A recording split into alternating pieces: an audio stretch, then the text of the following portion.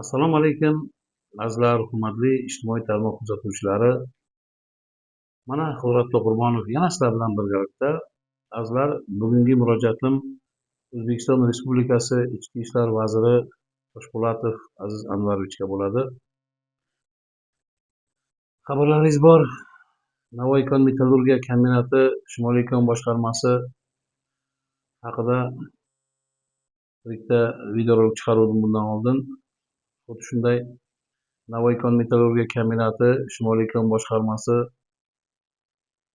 birinchi avtokorxonaga qarashli haydovchi Botir Xolbo'tayevning menga qilgan murojaati yuzasidan yana chiqish bo'lyapti. Azizlar, mana bu Botir Xolbo'tayev boshqarib borayotgan avtotransport vositasiga nisbatan o'tkazilgan tintuv bo'yicha Botir Xolbo'tayev Milliy xavfsizlik xizmatiga murojaat qilgan. Milliy xavfsizlik xizmati murojaati yo'naltirilgan o'zining yo'nalishi bo'yicha. Undan kelgan javob xatidan norozi bo'lib, Botir Xolbo'tayev O'zbekiston Respublikasi Prezidentiga, O'zbekiston Respublikasi Prezidenti maslahatchisi Saida Mirziyoyevaga, Bosh vazir Aripovga, O'zbekiston Respublikasi Bosh prokuroriga, O'zbekiston Respublikasi To'xkon sanoat geologiya vaziriga, Navoiy viloyat prokuroriga hamda Navoiy viloyat maxsus prokuraturaga 2026-yil 30-iyulda murojaat qilgan edilar. Murojaatga javoblar keldi. Javoblar shundan iboratki, O'zbekiston Respublikasi To'xkon sanoat va geologiya vazirligi yo'naltirilgan spes prokuraturaga, yana viloyat prokuroridan spes prokuraturaga yo'naltirilgan javob xatlari keldi, yo'naltirildi deb. Bu javob xatlari 2026-yil 3-avgust, 5-avgustdan kelgan yana bir javob xati keldi. O'zbekiston Respublikasi Ichki ishlar vazirligi, Navoiy viloyati Ichki ishlar boshqarmasi, Navoiy kon-metallurgiya kombinati Ichki ishlar bo'limidan kelyapti. 49-3606-06-HDFU deb raqamlangan. 2026-yil 6-avgustda kelyapti Botir Xolbo'tayevga. Sizning 2026-yil 28-iyul kuni O'zbekiston Respublikasi Ichki ishlar vazirining ishonch telefoniga 186-89-T-26 raqam bilan qayd qilingan murojaatingiz yuzasidan Navoiy viloyati Ichki ishlar bo'limi, Navoiy viloyati Ichki ishlar boshqarmasi, Navoiy kon-metallurgiya kombinati Ichki ishlar bo'limi mas'ul xodimlari tomonidan muqaddam tergovga qadar tekshiruv harakatlari olib borilganligi aniqlandi deyilyapti. Va tergovga qadar tekshiruv harakatlari davomida sizning murojaatingiz bo'yicha to'plangan hujjatlar biror bir shaxsning xatti-harakati, jinoyat alomati yoki ma'muriy huquqbuzarlik alomatlari aniqlanmaganligi sababli rad qilingan deb rad etilyapti. Buni bo'lim boshlig'i Amir Ro'ziyev QRK bilan tasdiqlayaptilar. Ijrochi X.O. Saidov, podpolkovnik X.O. Saidov ekanlar. Mana murojaat xati, javob xati murojaatga. Bu yerda ijrochi X.O. Saidov bilan telefonda men gaplashdim.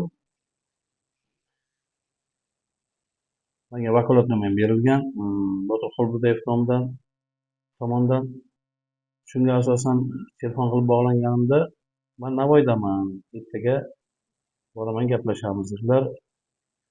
Ertasi kuni telefon qilsam, Toshkentga xizmat safariga ketyapman dedilar. Yaxshi dedim, keyin nimaga deb telefon so'raganlarida aytdim. Shunday mana shu javob xati kelgan desam, bu yerda tintuv bo'lmagan, ko'zdan kechiruv deyaptilar. Men tushunmadim. ijrochi Xayol Saidovdan iltimos qilaman, ko'risholmayapman. Shu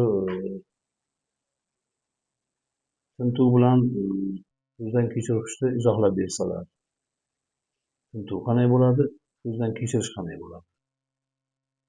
Oddiy qonunchiligimizda qonuniy qanday bo'ladi? Xo'p, shuni izohlab bersalar yaxshi bo'lardi. Ikkinchi nima, ijrochi Xayol Saidovga sizning 2026 yil 28-iyul kuni O'zbekiston Respublikasi Ichki ishlar vazirining ishonch telefoniga 186-89-Q-26 raqam bilan qayd qilingan murojaati yuzasidan deyilyapti. Botir Xolbo'tayev 2026 yil 28-iyul kuni O'zbekiston Respublikasi Ichki ishlar vazirining ishonch telefoniga telefon qilgani yo'q. Men aniq aytaman. Chunki 2026 yil 27-iyul soat 12:30 to 2026 yil 31-iyul 3-4 ertalab atrofiga men bilan birga edi. Biz birga Uchqurdan chiqdik, Navoiy bordik, G'ijduvon bordik, Toshkent bordik, keldik, birga edikda. Telefon qilganlari yo'q. Faqat 2026 yil 27-iyul kuni men Saidov bilan bog'landim. Shu rad qilingan javob xati yuzasidan to'plangan materiallarni so'rab, materialdan nusxa so'ravdik. Navoiy viloyatidagi spetsmirzadan olasizlar deb aytdilar. Spetsmirzaga borib uchrashdik. Soat 17:18 atrofi edi. Yaxshi yigit chiqib kutib oldi. Ariza yozib ketinglar. Xolbo'tayev ariza yozsin, nusxa beramiz faqat. Ishchilar ketgan, ertaga beramiz deyishdi. Xo'p dedik, 2026 yil 27-iyul kuni ariza yozildi. Unda ham shu holat yuzasidan murojaat qilinmadi. Materialdan nusxa so'raldi. Materialdan so'ralgan nusxa bilan murojaatning farqi bor adashmasam. 2026 yil 28-iyul kuni borib materialdan nusxa oldik, obedgacha. Materialdan nusxa oldik deb qo'l qo'yib berdi Botir Xolbo'tayev. Bo'ldi, boshqa murojaat bo'lgan yo'q. Men bunga aniqlik kiritish maqsadida 2026 yil 17-avgust kuni O'zbekiston Respublikasi Ichki ishlar vazirining 1102 qisqa raqamli ishonch telefoniga qo'ng'iroq qilib, 136-operator bilan bog'landim. 136-operatorga so'raganimda shu murojaat haqida bizlarga Ichki ishlar vazirligining ishonch telefoniga Q bilan ro'yxatga olinmaydi deyildi. Keyin chuqurroq ma'lumot so'raganimda Botir Xolbo'tayev 2026 yil 28-iyul kuni Zarafshon shahridagi shaxsiy sayyor qabulda murojaat qoldirgan deb aytyaptilar. Mana hurmatli Ichki ishlar vaziri, meni gapimga ishonmasangiz, 2026 yil 17-avgust kuni bo'lgan 1102 qisqa raqamga bo'lgan qo'ng'iroqni bo'yicha yozuv bo'ladi. 1102 qisqa raqamda 136-operator bilan bog'lanib suhbatlashganimda eshitib ko'rishingiz mumkin. Ko'rishlaringiz, chunki bog'lanish paytida aloqalantiradi. Navbatdagi tartib raqamingiz shu keyin xizmat sifatini yaxshilash maqsadida suhbatimiz yozib olinadi deyiladi-da. Suhbat yozib olingan ular tomonidan. So'rashingiz mumkin. Men hayron bo'lyapman. 2026 yil 27-iyul, 28-iyul, 29-iyul, 30-iyul kunlari men bilan Botir Xolbo'tayev birga edik. Telefon bo'lgan yo'q birovga. Zarafshonga borib kelgani yo'q. 28-iyul kuni bizlar obedda spetsmirzadan material nusxasini oldik. Obedda edi. Zarafshonga kelib ketishni o'zlaringiz o'ylab ko'ringizlar. 200 kilometr joy. Yo'llarda sakson belgilangan. Vazirlar bor, uncha tekshiruv bo'lmaydi. Botir Xolbo'tayev obeddan keyin kelganda ham ulgurmaydi. Shunga hayron bo'lyapman, qanday qilib bu murojaat bunday ro'yxatga olinadi? Bo'lmagan murojaat qanday ro'yxatga olinadi? Hurmatli Ichki ishlar vaziri, sizdan iltimos, shu haqda oydinlik kiritishlaringizni so'rayman. Ijrochi X.O. Saidov bilan uchrashishimda amaliy yordam so'rayman.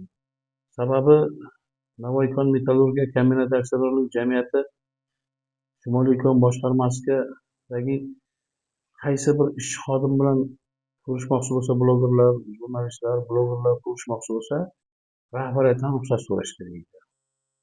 Ana shu narsa qiyinlashtiryapti bizlarni.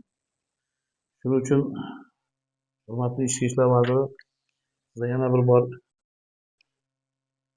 iltimos qilaman, mana shu aytganlarim bo'yicha iloji boricha shu tintuvda qatnashgan, borib shaxsiy Cobalt avtomashinasida tintuv qilgan ishchilar bilan hamda ijrochi X.O. Saidov bilan gaplashib, masalaga oydinlik kiritishimda amaliy yordam berishingizni so'rayman. Hurmatli ijtimoiy tarmoq kuzatuvchilari, xulosa o'zlaringizdan kommentariyada fikrlaringizni kutib qolaman. Sog' bo'lasizlar. Ko'rishguncha.